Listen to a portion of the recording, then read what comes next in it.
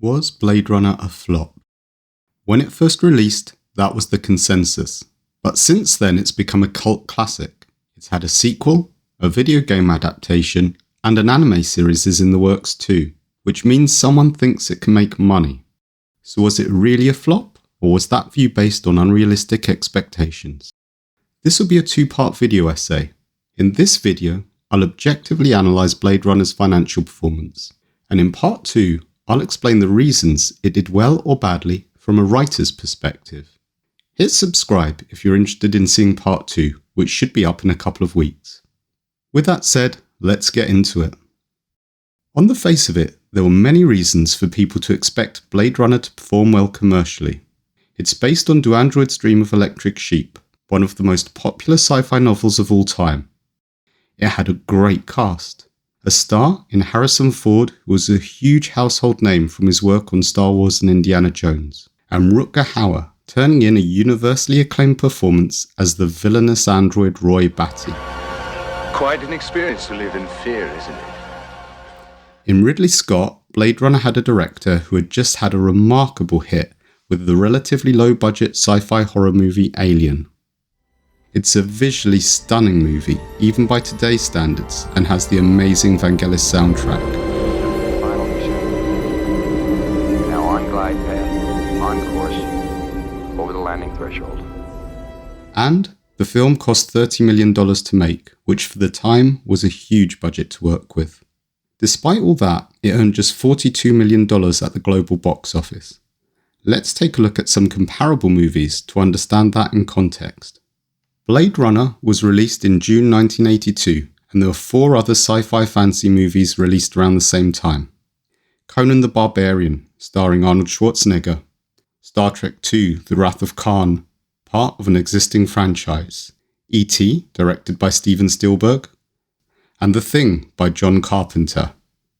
All of these movies had much smaller budgets than Blade Runner, yet Conan, with $79 million, Wrath of Khan with $97 million, and in particular E.T. with a huge $792 million, had significantly bigger box office takes. If Blade Runner had made as much money as any of these films, it would have been considered a success.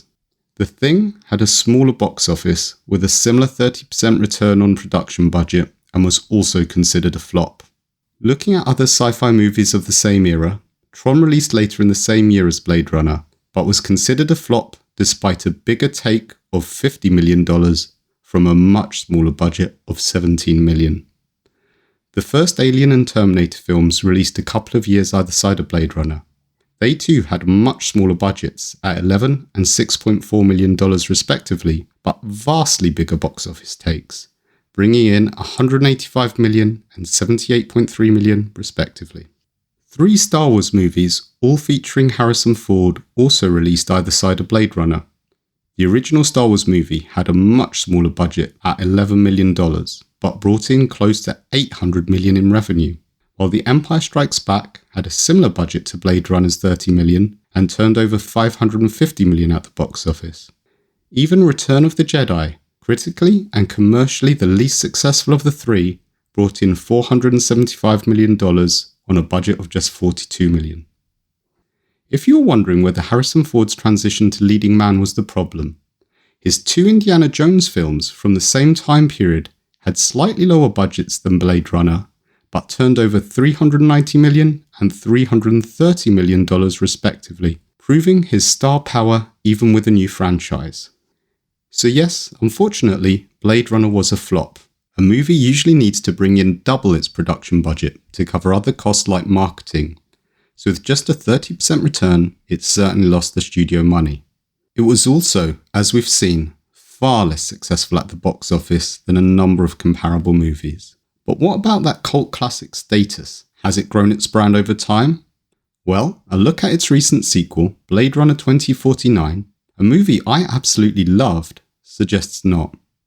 That movie only made a 44% return, so also a commercial flop, and performed much worse than its director's other films, so if anything, it seems like the Blade Runner brand held it back. For people like me, who are really into the sci-fi genre, and grew up with the film, it is a cult classic, but for general audiences, it was a major turn-off, and that hasn't really improved. So what was the problem? Well, Harrison Ford himself provided a big clue in 2000 when he was being asked about the newly released director's cut. He said, "The movie was spectacular, but it didn't move him at all." He further explained this by saying, "They didn't put anything else in." This suggests he felt it was lacking and had always lacked some kind of emotional content. Critics at the time of the initial release made similar comments. Some called it boring, blade crawler. Others suggested it was superficial, science fiction pornography that lacked development in human terms. Looking at it objectively, something is missing from the heart of the film, and I believe the problem is in the writing. Something vital was lost in the process of adapting Do Androids Dream. The studio executives seemed to know that too, because in post-production they added a voiceover narration from Harrison Ford. This narration tried to bring additional characterization for the protagonist, Rick Deckard.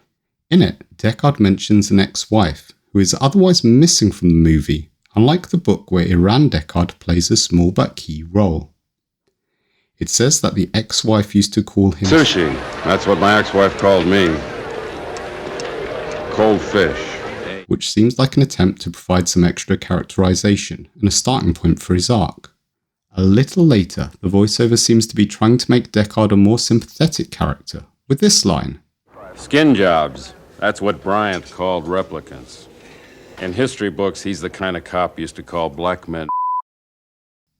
Although the narration track was ultimately a failure, possibly making the movie worse and being removed from later releases, I think the studio were right in their assessment of the problem.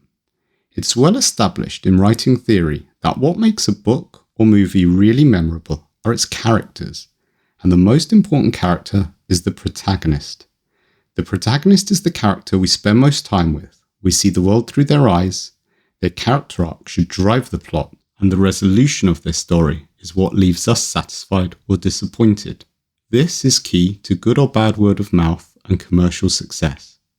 I believe that in Blade Runner, the character of Deckard is lacking something fundamental, some missing ingredients to give the movie emotional depth. In part 2 of this series, I'll analyse what those missing ingredients are from a writer's perspective. So, if you enjoyed this video, hit the like and subscribe buttons. And while you're waiting for part 2, please check out some of my other videos, including that one on Do Androids Dream of Electric Sheep, the seminal novel Blade Runner was based on.